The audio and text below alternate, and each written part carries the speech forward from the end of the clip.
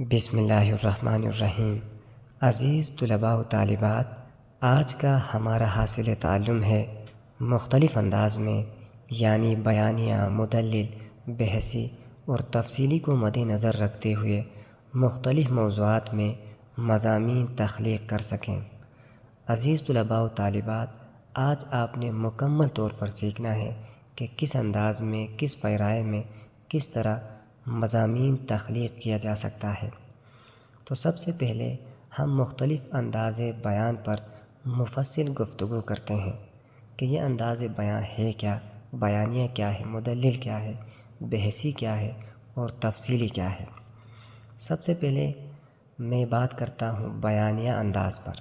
بیانیہ انداز کیا ہے؟ بیانیہ انداز وہ انداز ہے، وہ پیرایہ ہے جس میں کسی مضمون کو کہانی یا واقعے کی شکل میں آگے بڑھایا جاتا ہے، یعنی لکھنے والا، مضمون نگار، کہانی کو بنیاد بنا کر اپنی سوچ، اپنے احساسات، اپنے جذبات، اپنے پیغام کو قارئین تک پہنچانے کی کوشش کرتا ہے۔ ایسے مضمون کو عموماً پڑھنے والے قاری شوق سے پڑھتے ہیں، کیونکہ اس مضمون میں ایک تجسس ہوتی ہے، تو اس مضمون کو بیانیہ مضمون کہا جاتا ہے۔ دوسرا ہے مدلل انداز۔ مدلل سے مراد دلیل پیش کرنا، شواہد پیش کرنا۔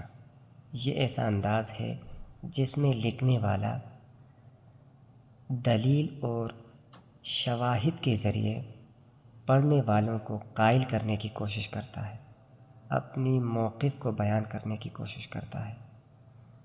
اس طریقہ انداز کو مدلل انداز کہا جاتا ہے۔ تیسرا ہے بحثی انداز۔ بحثی انداز میں مختلف آراء پیش کیا جاتا ہے، بحث کیا جاتا ہے۔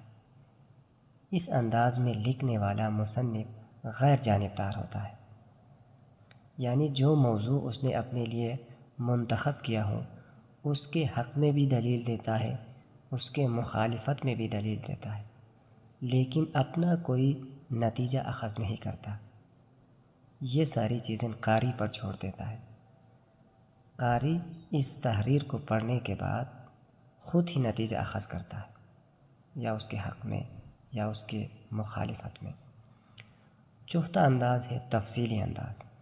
تفصیلی انداز سے مراد مکمل طور پر وضاحت کرنا، تشریح کرنا، تفصیل بیان کرنا ہے۔ اس مضمون میں مضمون نگار جامع اور منظم انداز میں معلومات قارئین تک پہنچانے کی کوشش کرتا ہے۔ اس طرح کا مضمون لکھنے کا ایک ہی مقصد ہے، اور وہ مقصد ہے قارئین تک معلومات پہنچانا، قارئین کی فہم بڑھانا۔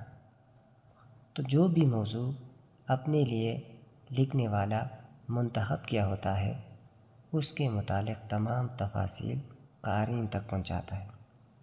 یہ 4 انداز بیان ہیں، مختلف پیرائے ہیں۔ تو ابھی آپ نے سمجھا ہے کہ یہ انداز بیان ہے کیا۔